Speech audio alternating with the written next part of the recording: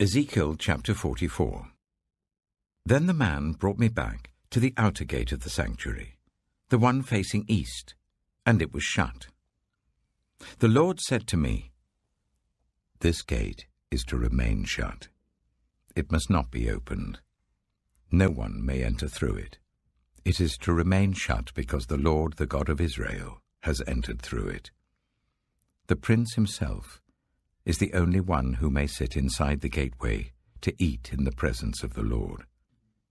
He is to enter by way of the portico of the gateway and go out the same way." Then the man brought me by way of the north gate to the front of the temple. I looked and saw the glory of the Lord filling the temple of the Lord, and I fell face down. The Lord said to me, "Son of man, look carefully. Listen closely and give attention to everything I tell you concerning the regulations and instructions regarding the temple of the Lord. Give attention to the entrance to the temple and all the exits of the sanctuary. Say to rebellious Israel, 'This is what the sovereign Lord says. Enough of your detestable practices, people of Israel. In addition to all your other detestable practices, you brought foreigners, uncircumcised in heart and flesh, into my sanctuary, desecrating my temple, while you offered me food, fat and blood, and you broke my covenant. Instead of carrying out your duty in regard to my holy things, you put others in charge of my sanctuary. This is what the sovereign Lord says. No foreigner, uncircumcised in heart and flesh, is to enter my sanctuary, not even the foreigners who live among the Israelites. The Levites, who went far from me when Israel went astray, and who wandered from me after their idols, must bear the consequences of their sin. They may serve in my sanctuary, having charge of the gates of the temple and serving in it. They may slaughter the burnt offerings and sacrifices for the people, and stand before the people and serve them. But because they served them in the presence of their idols, and made the people of Israel fall into sin, therefore I have sworn with uplifted hand that they must bear the consequences of their sin, declares the sovereign Lord. They are not to come near to serve me as priests, or come near any of my holy things or my most holy offerings. They must bear the shame of their detestable practices, and I will appoint them to guard the temple for all the work that is to be done in it. But the Levitical priests, who are descendants of Zadok, and who guarded my sanctuary when the Israelites went astray from me, are to come near to minister before me. They are to stand before me to offer sacrifices of fat and blood, declares the sovereign Lord. They alone are to enter my sanctuary. They alone are to come near my table to minister before me and serve me as guards. When they enter the gates of the inner court, they are to wear linen clothes. They must not wear any woolen garment while ministering at the gates of the inner court or inside the temple. They are to wear linen turbans on their heads and linen undergarments round their waists. They must not wear anything that makes them perspire. When they go out into the outer court where the people are, they are to take off the clothes they have been ministering in and leave them in the sacred rooms and put on other clothes, so that the people are not consecrated through contact with their garments. They must not shave their heads or let their hair grow long, but they are to keep the hair of their heads trimmed. No priest is to drink wine when he enters the inner court. They must not marry widows or divorced women. They may marry only virgins of Israelite descent or widows of priests. They are to teach my people the difference between the holy and the common, and show them how to distinguish between the unclean and the clean. In any dispute, the priests are to serve as judges and decide it according to my ordinances. They are to keep my laws and my decrees for all my appointed festivals, and they are to keep my Sabbaths holy. A priest must not defile himself by going near a dead person. However, if the dead person was his father or mother, son or daughter, brother or unmarried sister, then he may defile himself. After he is cleansed, he must wait 7 days. On the day he goes into the inner court of the sanctuary to minister in the sanctuary, he is to offer a sin offering for himself, declares the Sovereign Lord. I am to be the only inheritance the priests have. You are to give them no possession in Israel. I will be their possession. They will eat the grain offerings, the sin offerings, and the guilt offerings, and everything in Israel devoted to the Lord will belong to them. The best of all the first fruits and of all your special gifts will belong to the priests. You are to give them the first portion of your ground meal, so that a blessing may rest on your household. The priests must not eat anything, whether bird or animal, found dead or torn by wild animals. Ezekiel chapter 45.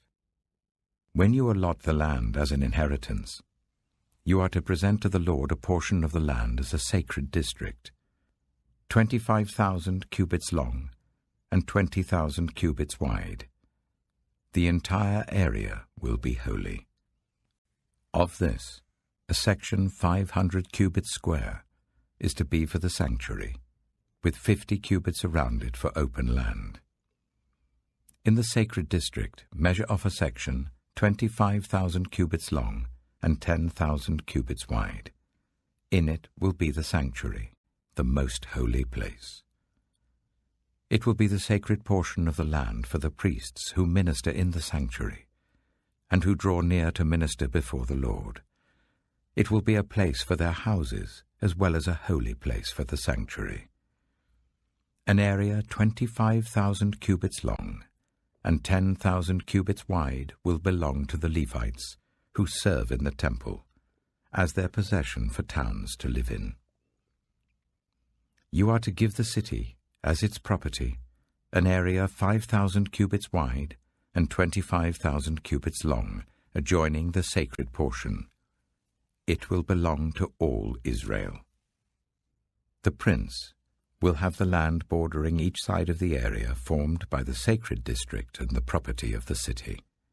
It will extend westward from the west side and eastward from the east side, running lengthwise from the western to the eastern border, parallel to one of the tribal portions. This land will be his possession in Israel. And my princes will no longer oppress my people, but will allow the people of Israel to possess the land according to their tribes. This is what the Sovereign Lord says. You have gone far enough, princes of Israel. Give up your violence and oppression, and do what is just and right. Stop dispossessing my people, declares the Sovereign Lord. You are to use accurate scales, an accurate ephah, and an accurate bath. The ephah and the bath are to be the same size, the bath containing 1/10 of a homer, and the ephah 1/10 of a homer. The homer is to be the standard measure for both. The shekel is to consist of 20 gerahs. 20 shekels plus 25 shekels plus 15 shekels equal 1 minnah. This is the special gift you are to offer. 1/6 of an ephah from each homer of wheat, and 1/6 of an ephah from each homer of barley. The prescribed portion of olive oil, measured by the bath, is 1/10 of a bath from each core, which consists of 10 baths or 1 homer, for 10 baths are equivalent to a homer. Also 1 sheep is to be taken from every flock of 200 from the well-watered pastures of Israel. These will be used for the grain offerings, burnt offerings, and fellowship offerings, to make atonement for the people, declares the Sovereign Lord. All the people of the land will be required to give this special offering to the prince in Israel. It will be the duty of the prince to provide the burnt offerings, grain offerings, and drink offerings, at the festivals, the new moons, and the Sabbaths, at all the appointed festivals of Israel. He will provide the sin offerings, grain offerings, burnt offerings, and fellowship offerings to make atonement for the Israelites. This is what the Sovereign Lord says. In the first month, on the first day, you are to take a young bull without defect and purify the sanctuary. The priest is to take some of the blood of the sin offering and put it on the doorposts of the temple, on the four corners of the upper ledge of the altar, and on the gateposts of the inner court. You are to do the same on the seventh day of the month for anyone who sins unintentionally or through ignorance. So you are to make atonement for the temple. In the first month, on the 14th day, you are to observe the Passover, a festival lasting 7 days, during which you shall eat bread made without yeast. On that day, the prince is to provide a bull as a sin offering for himself and for all the people of the land. Every day, during the 7 days of the festival, he is to provide 7 bulls and 7 rams without defect as a burnt offering to the Lord, and a male goat for a sin offering. He is to provide as a grain offering an ephah for each bull and an ephah for each ram, along with a hin of olive oil for each ephah. During the 7 days of the festival, which begins in the 7th month on the 15th day, he is to make the same provision for sin offerings, burnt offerings, grain offerings, and oil. 3 John. The elder, to my dear friend Gaius, whom I love in the truth. Dear friend, I pray that you may enjoy good health, and that all may go well with you, just as you are progressing spiritually. It gave me great joy when some believers came and testified about your faithfulness to the truth, telling how you continue to walk in it. I have no greater joy than to hear that my children are walking in the truth. Dear friend, you are faithful in what you are doing for the brothers and sisters, even though they are strangers to you. They have told the church about your love. Please send them on their way in a manner that honors God. It was for the sake of the name that they went out, receiving no help from the pagans. We ought therefore to show hospitality to such people, so that we may work together for the truth. I wrote to the church, but Diotrephes, who loves to be first, will not welcome us. So when I come, I will call attention to what he's doing, spreading malicious nonsense about us. And not satisfied with that, he even refuses to welcome other believers. He also stops those who want to do so and puts them out of the church. Dear friend, do not imitate what is evil, but what is good. Anyone who does what is good is from God. Anyone who does what is evil has not seen God. Demetrius is well spoken of by everyone, and even by the truth itself. We also speak well of him, and you know that our testimony is true. I have much to write to you, but I do not want to do so with pen and ink. I hope to see you soon, and we will talk face to face. Peace to you. The friends here send their greetings. Greet the friends there by name. Psalm 124. If the Lord had not been on our side, let Israel say. If the Lord had not been on our side when people attacked us, they would have swallowed us alive when their anger flared against us. The flood would have engulfed us, the torrent would have swept over us, the raging waters would have swept us away. Praise be to the Lord, who has not let us be torn by their teeth. We have escaped like a bird from the fowler's snare. The snare has been broken, and we have escaped. Our help is in the name of the Lord, the Maker of heaven and earth. Proverbs chapter 11. The Lord detests dishonest scales, but accurate weights find favor with him. When pride comes, then comes disgrace, but with humility comes wisdom. The integrity of the upright guides them, but the unfaithful are destroyed by their duplicity. Wealth is worthless in the day of wrath, but righteousness delivers from death.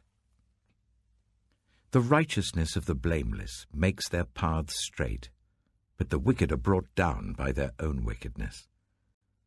The righteousness of the upright delivers them, but the unfaithful are trapped by evil desires. Hopes placed in mortals die with them. All the promise of their power comes to nothing. The righteous person is rescued from trouble, and it falls on the wicked instead. With their mouths the godless destroy their neighbors, but through knowledge the righteous escape. When the righteous prosper, the city rejoices. When the wicked perish, there are shouts of joy.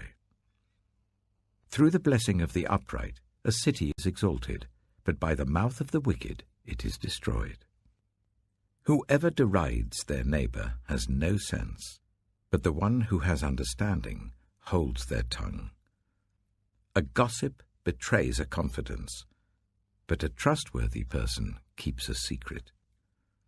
For lack of guidance, a nation falls, but victory is won through many advisers. Whoever puts up security for a stranger will surely suffer, but whoever refuses to shake hands in pledge is safe. A kind-hearted woman gains honor, but ruthless men gain only wealth. Those who are kind benefit themselves, but the cruel bring ruin on themselves. A wicked person earns deceptive wages, but the one who sows righteousness reaps a sure reward. Truly the righteous attain life, but whoever pursues evil finds death. The Lord detests those whose hearts are perverse, but he delights in those whose ways are blameless. Be sure of this, the wicked will not go unpunished, but those who are righteous will go free. Like a gold ring in a pig's snout is a beautiful woman who shows no discretion. The desire of the righteous ends only in good, but the hope of the wicked only in wrath. One person gives freely, yet gains even more. Another withholds unduly, but comes to poverty. A generous person will prosper. Whoever refreshes others will be refreshed. People curse the one who hoards grain, but they pray God's blessing on the one who is willing to sell. Whoever seeks good finds favor, but evil comes to one who searches for it. Those who trust in their riches will fall, but the righteous will thrive like a green leaf. Whoever brings ruin on their family will inherit only wind, and the fool will be servant to the wise. The fruit of the righteous is a tree of life, and the one who is wise saves lives. If the righteous receive their due on earth, how much more the ungodly and the sinner?